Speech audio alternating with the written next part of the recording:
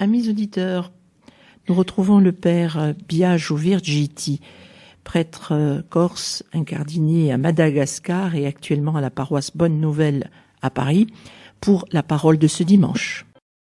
Chers amis auditeurs de votre radio chrétienne, bienvenue pour une nouvelle émission dans laquelle nous allons proclamer et commenter les lectures du 7e dimanche de Pâques. Commençons sans plus tarder par la proclamation de l'Évangile. De l'Évangile selon saint Jean. En ce temps-là, les yeux levés au ciel, Jésus priait ainsi. Père Saint, garde mes disciples unis dans ton nom, le nom que tu m'as donné, pour qu'ils soient un comme nous-mêmes. Quand j'étais avec eux, je les gardais unis dans ton nom, le nom que tu m'as donné. J'ai veillé sur eux et aucun ne s'est perdu, sauf celui qui s'en va à sa perte, de sorte que l'écriture soit accomplie. Et maintenant que je viens à toi, je parle ainsi dans le monde, pour qu'ils aient en eux ma joie et qu'ils en soient comblés. Moi, je leur ai donné ta parole, et le monde les a pris en haine, parce qu'ils n'appartiennent pas au monde, de même que moi, je n'appartiens pas au monde. Je ne prie pas pour que tu les retires du monde, mais pour que tu les gardes du mauvais. Ils n'appartiennent pas au monde, de même que moi, je n'appartiens pas au monde. Sanctifie-les dans la vérité. Ta parole est vérité. De même que tu m'as envoyé dans le monde, moi aussi je les ai envoyés dans le monde. Et pour eux, je me sanctifie moi-même, afin qu'ils soient eux aussi sanctifiés dans la vérité.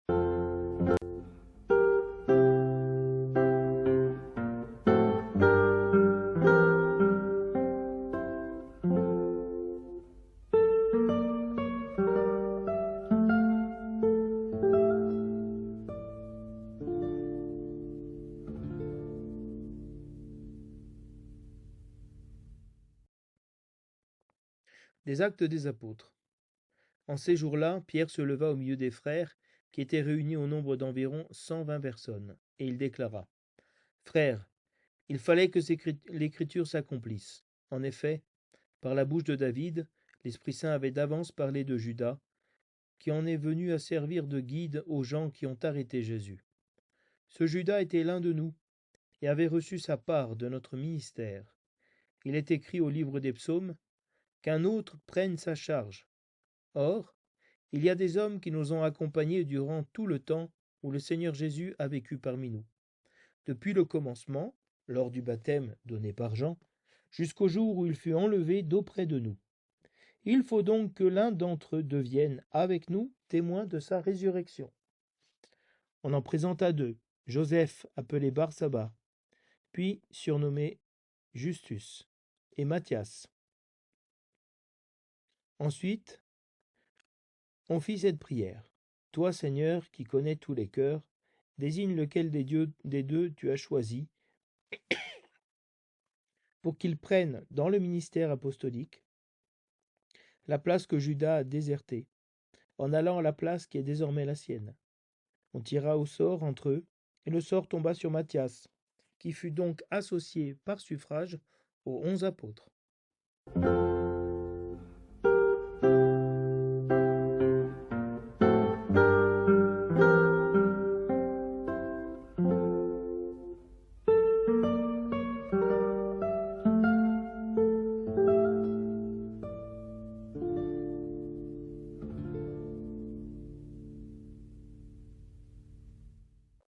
Le refrain du psaume nous dit : Le Seigneur a son trône dans les cieux. Bénis le Seigneur, ô mon âme, bénis son nom très saint, tout mon être. Bénis le Seigneur, ô mon âme, n'oublie aucun de ses bienfaits. Comme le ciel domine la terre, fort est son amour pour qui le craint. Aussi loin qu'est l'Orient de l'Occident, il met loin de nous nos péchés. Le Seigneur a son trône dans les cieux, sa royauté s'étend sur l'univers. Messager du Seigneur, bénissez-le, invincible porteur de ses ordres. Le Seigneur a son trône dans les cieux.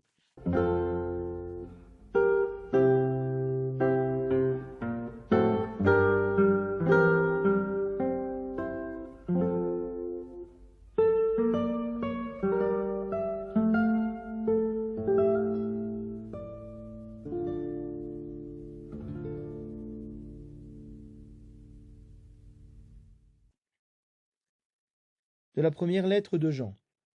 Bien-aimés, puisque Dieu nous a tellement aimés, nous devons nous aussi nous aimer les uns les autres. Dieu, personne ne l'a jamais vu.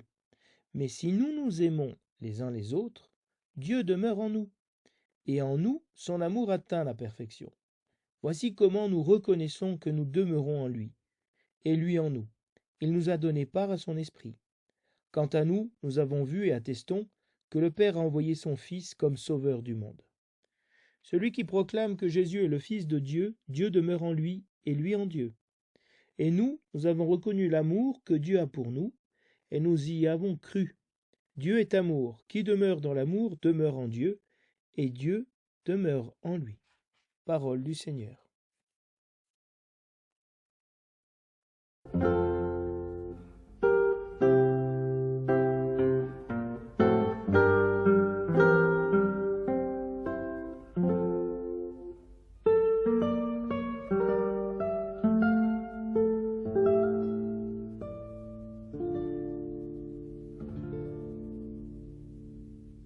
Dans ce dimanche, qui se trouve entre l'Ascension et la Pentecôte, la liturgie nous prépare à cette descente de l'Esprit Saint qui va constituer l'Église de manière définitive et la sanctifier dans l'unité, dans la vérité, pour l'envoyer en mission. Et donc nous avons comme thème de ce dimanche le thème de l'unité de l'Église. Et la liturgie insiste sur la fondation de cette Église. Comment Jésus-Christ, dans ce discours qu'il fait lors de la dernière scène, demande au Père de sanctifier ses disciples, de les garder dans l'unité, de les garder dans la vérité, de les garder dans la joie, pour que le monde croie que Jésus est l'envoyé du Père et que l'Église est ce corps représentant la présence de Dieu au milieu du monde. La première lecture montre combien le groupe des 12 des apôtres doit être complet. Il ne peut pas être laissé à 11. Judas, lui, est allé a quitté le groupe des 12, a trahi Jésus-Christ et n'a pas accepté le pardon de Jésus-Christ. Et donc il faut remplacer cet apôtre pour que le collège apostolique soit complet, soit vraiment à l'image voulue par Dieu. Et donc va être élu Matthias, un qui est présent depuis le début, qui a été présent depuis le baptême de Jésus-Christ au Jourdain, qui a vu tous les miracles du Seigneur et surtout a été témoin de sa résurrection. Donc c'est vraiment ce groupe complet des 12 qui est l'image de la mission de l'Église. Ceux qui ont été choisis par Dieu, par Jésus, pour être envoyés dans le monde, pour évangéliser le monde, en donnant témoignage de cet amour de Jésus-Christ, en s'aimant les uns les autres. D'être témoin de cet amour, comme dit la deuxième lecture. Ainsi, le psaume, lui, va célébrer les merveilles de Dieu, accomplies par les apôtres et par l'ensemble des chrétiens à travers le monde. Vraiment, l'Église nous aide dans ce dimanche à rentrer dans à nous préparer à cette descente de l'Esprit Saint qui va sceller en nous l'unité, la communion, la plénitude où il ne manque plus personne, chacun à sa place. Et toutes les missions que Jésus-Christ a voulu pour son Église sont remplies.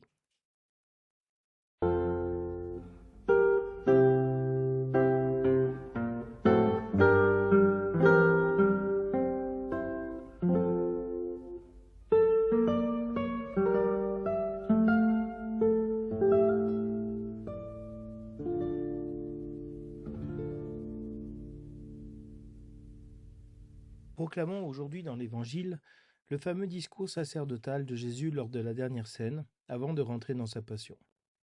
Ce discours se déroule en 3 parties. Tout d'abord, Jésus-Christ prie le Père pour lui-même, pour l'aider à rentrer dans cet événement. Puis il va prier pour ses disciples. et puis finalement pour ceux qui croiront en son nom par la parole de ses disciples.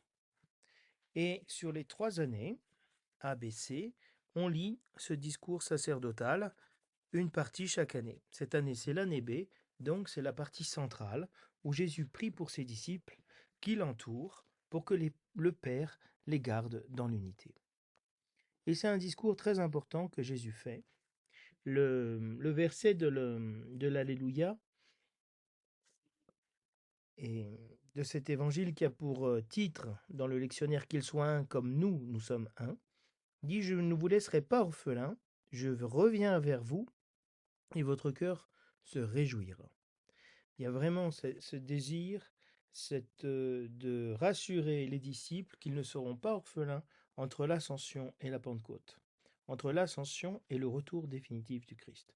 Parce que Jésus-Christ va envoyer cet Esprit Saint, qui est le garant de l'unité dans l'Église. Et Jésus-Christ demande au Père, à Dieu son Père, de garder ses disciples unis dans le nom de Dieu. Le nom qui lui a été donné, qui est au-dessus de tout nom. De ce nom qui est Jésus, Dieu sauve, le nom de Dieu même. Et donc d'être unis dans le nom, dans la confession du nom, dans la foi dans le nom, c'est-à-dire dans la relation avec Dieu. Que les disciples soient unis dans la relation, dans leur union avec Dieu, dans la confession qu'ils ont du même Dieu, c'est-à-dire du même Dieu qui agit de la même manière dans notre vie pour nous sauver. Et Jésus-Christ a donné ce nom qui sauve, le Père a donné ce nom qui sauve, qui est celui de Jésus-Christ, le seul nom qui peut être invoqué pour notre salut. Dieu sauve-moi, Yeshua. Dieu, Adonai, sauve-moi. Comme dans le dimanche des rameaux, dans l'entrée à Jérusalem, les Hosanna, Hosanna, Oshiana, sauve-moi, sauve-nous, Yeshua, Dieu sauve. Et Jésus-Christ demande que cette union des disciples soit parfaite, soit totale, soit à l'image de Dieu, qui est Père, Fils et Esprit Saint. Cette communion de personnes, comme ces doigts de la main qu'on ne peut pas séparer, qui sont véritablement unis en communion les uns avec les autres. Père, qu'ils soient un, comme toi et moi nous sommes un, afin que le monde croie que tu m'as envoyé. Voilà ce que dit Jésus-Christ dans ce discours après la scène, qui sont ces signes de la mission de l'Église. À ces signes-là, de l'unité et de l'amour entre les disciples, tous reconnaîtront que vous êtes mes disciples. Et donc tous croiront que moi, je suis l'envoyé du Père, dit Jésus-Christ. Donc vraiment, le discours sacerdotal donne l'essence même et la mission même de l'Église, d'être unis les uns aux autres. Et Jésus-Christ nous dit au Père, que quand il était avec nous, il nous a gardés unis dans la foi, dans le nom de Dieu. Ce nom qui lui a été donné, qui est au-dessus de tout nom. Et Jésus-Christ non seulement nous a gardés comme le berger garde son troupeau, le conserve, prend soin de lui, mais il a veillé sur nous, de manière à ce que aucun de nous ne se soit perdu. Ici, on parle vraiment de la perdition, en grec apolumie, qui veut vraiment dire la perdition, quelque part, c'est imprécis ce que je dis, mais pour vous rendre un peu l'idée, la damnation, si vous voulez. Personne ne s'est condamné, sauf celui qui s'en va à sa perte, celui qui a trahi Jésus-Christ et qui n'a pas accepté le pardon de Jésus-Christ dans cette trahison, alors que Pierre, lui, l'a accepté. Parce que Pierre aussi a trahi, mais il ne s'est pas perdu. Et cette perte de Judas est l'accomplissement de l'Écriture. celui qui mangeait avec moi mon pain a levé contre moi son talon. Il était nécessaire que s'accomplisse le mystère de l'iniquité, qui agit aussi à travers nous les hommes pour trahir Jésus-Christ. Parce que c'est à travers ce signe de la trahison qu'a pu être manifesté l'amour total de Jésus-Christ pour ses disciples, pour que Jésus-Christ soit vraiment livré aux mains des hommes, et que se réalise ce pourquoi il est venu, et ce nom qu'il a gardé de Dieu, qui est amour. Le nom de Dieu est amour, hein, miséricorde, comme l'a rappelé le pape François dans une de ses lettres encycliques. Le nom de Dieu est miséricorde. Et donc, pour que cette miséricorde soit manifestée, s'accomplisse, il fallait que Jésus-Christ soit trahi et trahi par les siens. Et maintenant, je viens vers toi, nous dit Jésus-Christ. Il vient vers le Père. Il est en train de passer de ce monde vers le Père. Et il désire véritablement que les chrétiens aient la joie parfaite, et qu'ils soient comblés de cette joie. Donc on retrouve le thème de la semaine dernière, où Jésus-Christ est venu nous donner une joie qui demeure, qui est le signe de la présence et de la demeure de l'Esprit Saint en nous. La paix, la joie.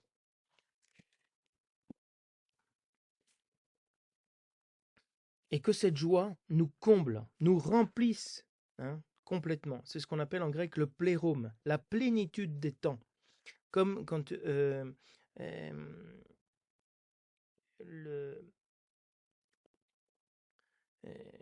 la femme est pleine de cet enfant qui va donner la vie. Elle est pleine de cette vie, pleine de ce projet de Dieu. Et donc il y a cette plénitude dans le temps que Dieu veut nous donner, est en train d'engendrer en nous. Et on retrouve cela dans la première lecture, où il faut que soit comblé le nombre des 12, qu'arrive à sa perfection, de manière complète, comblé, le nombre des apôtres, qui est l'image de l'Église. Et Jésus-Christ nous a donné la parole de Dieu. Et pourtant, avec cette parole, il a envoyé ses disciples, et le monde, qui est dans Saint Jean l'image, non pas comme aujourd'hui on parle du monde, si vous voulez, de toute la culture, de toutes les personnes qui existent sur la face de la terre. Ici, pour Saint Jean, le monde n'est pas l'ensemble de l'humanité. Le monde est cette réalité hostile à Dieu, qui est marquée justement par le mystère d'iniquité, comme je vous le disais tout à l'heure. Et ce monde est hostile à Jésus-Christ. La lumière est venue dans le monde, et le monde ne l'a pas accueilli. Il est venu parmi les siens, et les siens ne l'ont pas accueilli. Il y a véritablement dans le monde johannique, cet esprit qui ne veut pas que Jésus-Christ règne dans sa vie, que Jésus-Christ le sauve. Un monde qui est rempli de haine, qui haït sans raison, qui est sans raison les représentants de la vérité. Et pourquoi nous sommes haïs par le monde? Pourquoi le monde nous hait? Parce que nous ne lui appartenons pas. Il y a une hymne très belle du milieu du jour qui dit que le prince de ce monde attaque Jésus-Christ sur la croix, mais il n'a trouvé en lui rien qui lui appartienne. Il n'a pas trouvé en Jésus-Christ une once de rébellion, d'insatisfaction, de frustration, de sentiment de vengeance, de doute envers le Seigneur. Rien. Et donc, plus le chrétien est uni et parfait dans la joie et dans l'unité avec Dieu, et les uns avec les autres, plus le mauvais et le monde n'ont aucune emprise sur lui. Parce que nous ne lui appartenons pas. Il n'y a rien en nous qui appartienne au monde. Et Jésus-Christ n'appartient pas au monde, c'est-à-dire à ce projet des ténèbres de se faire Dieu et d'évincer Dieu de sa vie. Et Jésus-Christ ne prie pas pour que nous soyons privés de la souffrance, extirpés à cette haine du monde, retirés du monde. Non, non, non, pas du tout. Il prie pour que nous soyons gardés du mauvais. Dans le Notre Père, on dit justement, délivre-nous du mal, hein, du mauvais. Et donc Jésus-Christ nous laisse dans un monde qui lui est hostile, dans lequel il y a le mal qui agit, mais Jésus-Christ demande au Père de nous préserver du mauvais, de Satan. Comme il le dira à Pierre, Pierre, Pierre, j'ai prié pour toi, pour que le Seigneur te défende, parce que tu vas être criblé, hein, dans l'épreuve. Et pour que quand tu seras revenu de cette épreuve, tu fortifies tes frères. Donc, être gardé du mauvais ne veut pas dire que nous ne subissons pas la tentation, mais que nous ne succombons pas à cette tentation, c'est-à-dire de nous séparer définitivement de Dieu. Et le Seigneur nous dit que nous n'appartenons pas au monde, nous avons été rachetés, ici par anticipation, au monde par le sang du Christ. Parce que Jésus-Christ n'appartient pas au monde, il est une réalité nouvelle. Il est la vie divine, la vie immortelle, alors que le monde est la réalité terrestre et mortelle. Alors, face à cette demande d'unité, face à cette demande de Jésus à son Père de protéger ses disciples, qui sont l'Église qu'il a instituée, qu'il a fondée, il demande à son Père de les sanctifier dans la vérité. Que cette vérité de l'amour puisse les rendre saints, les mettre à part, les consacrer. Consacre-les dans la vérité. Jésus-Christ, qui est le grand prêtre, le sacerdoce véritable, le grand prêtre, il demande au Père de nous sanctifier, de nous consacrer nous-mêmes. Dans cette parole, qui est une parole d'amour, et qui est une parole véritable, dans laquelle il n'y a aucun mensonge. Et Jésus-Christ demande à ce que nous aussi nous soyons envoyés dans le monde. Voici que moi je vous envoie comme des brebis au milieu des loups. Soyez donc simples comme des colombes et rusés comme des serpents, pour annoncer la bonne nouvelle. Jésus-Christ nous a envoyés dans le monde et pour annoncer cette parole de vérité, pour manifester la vérité de l'amour de Dieu qui se donne en sacrifice pour le monde, pour les pécheurs. Et Jésus-Christ insiste de nouveau, qu'il soit un, qu'il soit sanctifié dans cette vérité, que véritablement il soit immergé dans ces eaux du baptême qui les sanctifient et les sauvent. Donc vous voyez que vraiment le projet de Jésus-Christ d'instituer son Église, de la défendre, de l'envoyer en mission, est ici très fort et vient nous rassurer que ce que nous sommes en train de faire et de vivre comme Église, c'est la volonté de Dieu, la volonté de Jésus-Christ, le mandat de Jésus-Christ.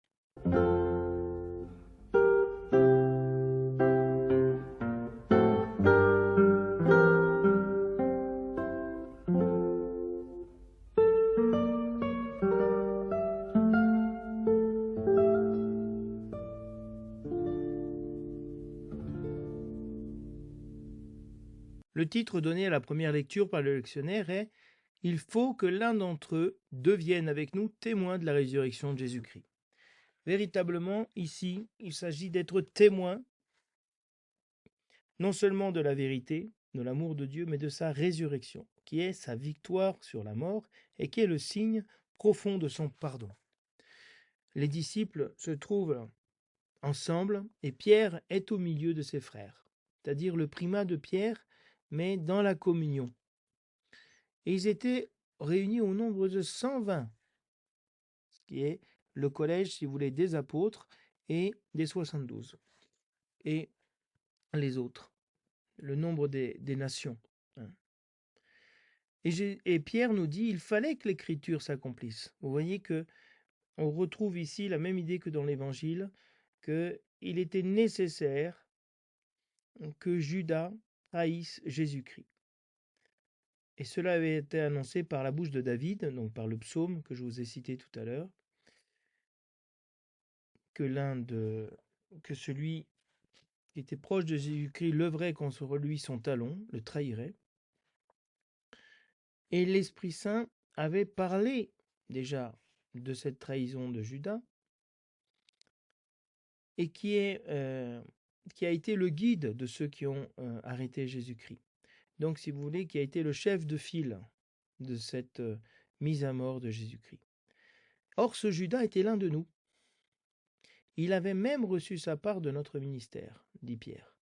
Ça, c'est une parole qui nous met à tous dans l'humilité, parce que tous nous pouvons trahir Jésus-Christ. Du plus haut placé dans l'Église au dernier arrivé. Tous nous pouvons trahir Jésus-Christ, alors que Jésus-Christ nous a choisis, nous a envoyés, nous a confié un ministère, un service dans l'Église. Et le psaume de David dit véritablement qu'un autre prenne sa charge, cette charge que Judas avait, ce ministère d'être dans le collège des 12. Il faut le remplacer. Il faut que le collège soit complet pour accueillir sa mission en plénitude. Alors il faut choisir parmi ceux qui ont accompagné Jésus-Christ, depuis où Jésus-Christ est arrivé, s'est fait connaître à ses disciples, depuis le commencement donc, lors du baptême de Jean. Donc ceux qui étaient déjà quelque part des disciples de Jean et qui étaient présents lorsque Jean a baptisé Jésus-Christ et ont entendu eux aussi la voix venant du ciel, « Voici mon fils, mon bien-aimé, celui que j'ai choisi, en lui j'ai mis tout mon amour, écoutez-le. » De ce moment-là, où il y a eu cette théophanie de Dieu, jusqu'au jour où il a été enlevé dans l'ascension, donc ceux qui ont suivi Jésus-Christ du début jusqu'à la fin. Et donc ils peuvent rendre compte de l'unité du message du Christ. Donc vous voyez, il y a un message, il y a une unité dans le collège apostolique, une unité dans le message du début à la fin. Et donc il est nécessaire que l'un de ceux-là, qui était avec nous depuis le début jusqu'à son ascension dans le ciel, soit témoin avec nous de la résurrection. Et donc témoin veut dire martyr, mais veut dire aussi de rendre publiquement ce témoignage, que Jésus-Christ est ressuscité. Et c'est ce que feront les apôtres dans la Pentecôte. Ils célébreront véritablement la résurrection du Christ. Ils la manifesteront au monde. Alors, il y a Joseph, qui est appelé Barsabas, qui est un homme juste, et donc il a tous les titres, il a tous les qualificatifs, tout le monde le connaît, et puis il y a Matthias. Ils sont deux seulement. Et l'Esprit Saint va mettre à part Matthias, va tirer au sort. Et les apôtres sont conscients que ce n'est pas eux qui vont choisir. Eux, ils proposent ces deux personnes et ils vont pouvoir choisir, présenter à l'Esprit qui va choisir parmi ces deux-là celui qui est le plus à même de faire cette mission. Et Pierre fait cette prière. Toi, Seigneur, tu connais les cœurs, tu connais l'histoire de chacun, les désirs, la volonté de chacun. Tu désignes maintenant ceux que toi tu as choisis, pour qu'ils prennent part au ministère des apôtres. Parce que celui qui avait cette place l'a déserté, l'a quitté, comme nous pouvons quitter la place que le Seigneur a choisie pour nous. Et quelqu'un d'autre nous remplacera à cette place. Et donc, on tire au sort. On laisse le sort tomber sur celui que Dieu aura désigné. Et le sort tombe sur Matthias, qui à ce moment-là est associé aux 11 apôtres et donc devient le 12e apôtre. Donc vous voyez, il y a une plénitude ici de la réalité que Dieu a suscitée, qui est l'Église, et qui est vraiment volonté de Dieu, où Dieu et l'Esprit Saint ont véritablement, l'Église est complète, est prête à accueillir cette mission, d'aller témoigner de la résurrection du Christ sur les places dans le monde entier.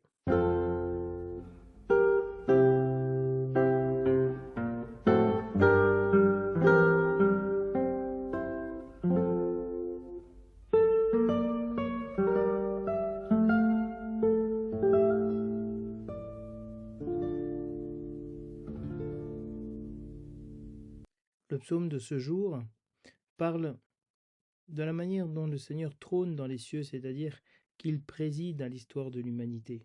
Comment il conduit chaque homme, comment il conduit son Église en lui donnant un remplaçant dans le collège des 12. Et ainsi, l'amour du Seigneur est fort. Hein. Il domine tout l'univers. Et surtout, il nous pardonne nos péchés, de manière à ce que cette annonce de la bonne nouvelle arrive à toutes les nations. Alors, notre âme est invitée à bénir le Seigneur. Bénir le Seigneur d'autant plus que, comme nous dit l'épître de Jean, le Seigneur nous a aimés de manière incroyable. Il nous a tellement aimés que c'est pour nous une conséquence, un devoir, c'est évident de nous aimer les uns les autres. Parce que Dieu nous a aimés d'un amour si grand qu'on ne peut pas le contenir. Donc on le transmet autour de nous comme cette flamme de feu qui tombe sur la tête descend sur la tête des apôtres et qui va enflammer le monde par le pardon et l'amour de Dieu. Alors c'est vrai que Dieu, personne ne l'a jamais vu. Que même Moïse a vu le dos de Dieu qui passait pendant qu'il était caché dans la fente de la roche. Et il a vu le dos de Dieu, il n'a pas vu sa face. Il a vu le buisson ardent, mais il n'a pas vu Dieu. Dieu, personne ne l'a vu. Et pourtant Jésus-Christ l'a fait connaître, parce qu'il est l'image et l'empreinte de la substance de Dieu, de l'amour de Dieu. Mais si nous nous aimons les uns les autres, alors Dieu demeure en nous, et donc le monde voit Dieu. Le monde voit Dieu à travers l'Église. Et c'est ça la nouveauté. Et pour cela que l'Église est si importante pour le monde. Parce qu'elle est, ce que dit le Concile Vatican II, le sacrement universel de salut, le signe universellement élevé, présenté au monde du salut. Parce que tous en Jésus-Christ sont pardonnés. Et Dieu demeure en nous. Et le signe que Dieu demeure en nous, c'est qu'on nous s'aime les uns les autres, on se pardonne les uns les autres. Et donc, à ce moment-là, l'amour de Dieu atteint sa perfection en nous, qui sommes peut-être fragiles, pauvres, humainement. Et comment est-ce qu'on reconnaît qu'on est en Dieu et que Dieu est en nous? Très intéressant, parce que souvent on se demande, est-ce que je suis dans la volonté de Dieu? Est-ce que je fais ce que Dieu veut? Ou je fais ce que moi je veux? Est-ce que Dieu demeure en moi? Le signe que Dieu demeure en nous et que nous demeurons en lui, c'est que nous avons part à son esprit. Nous participons de son esprit, qui est un amour qui est patient, qui est bienveillant, qui ne s'irrite pas, qui ne considère pas l'autre comme inférieur à soi, hein, qui ne juge pas sur ce qu'il entend dire, qui a un esprit de crainte, de sagesse, d'intelligence, de piété, hein, les 7 dons de l'Esprit Saint. Et donc, quand nous avons ces fruits de l'Esprit en nous, nous savons que nous sommes habités par Dieu, parce que l'Esprit de Dieu est Dieu. Et les apôtres attestent, parce qu'ils l'ont vu, que le Père a envoyé son Fils comme sauveur du monde, parce qu'ils ont vécu eux-mêmes la communion dans le collège apostolique. La présence de Dieu qui les a aidés, alors que tous étaient différents. Jacques et Jean voulaient prendre la première place. Hein.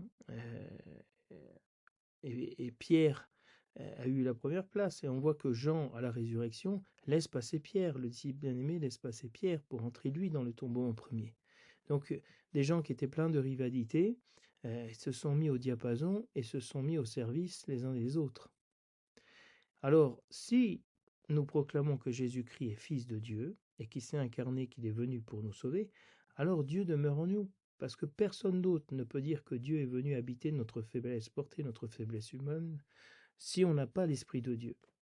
Et si Dieu ne demeure pas en nous pour le dire, ce n'est pas une réalité extérieure, nominale avec des mots, avec des paroles, mais que nous vivons dans le quotidien.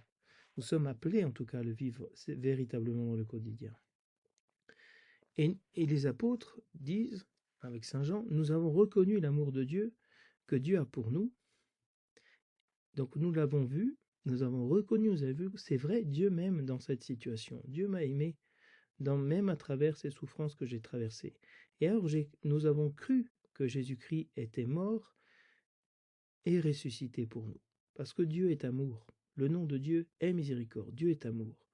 Et celui qui demeure dans l'amour demeure en Dieu, et Dieu demeure en lui. C'est-à-dire qu'il y a cette inhabitation, cette communion absolument incroyable des uns avec les autres, de pouvoir être dans une communion qui demeure, qui reste, qui est stable. Alors, chers amis auditeurs, je vous souhaite à tous et à toutes un très bon dimanche dans le Seigneur, avec un peu la pauvreté de ce commentaire de ce dimanche, avec les difficultés que j'ai eues à pouvoir le préparer, avec les camps des jeunes que nous avons faits. Donc je vous souhaite vraiment de vous reposer dans cette communion avec le Seigneur et d'être unis les uns avec les autres, par la prière, par la communion fraternelle. Et je vous dis à la semaine prochaine.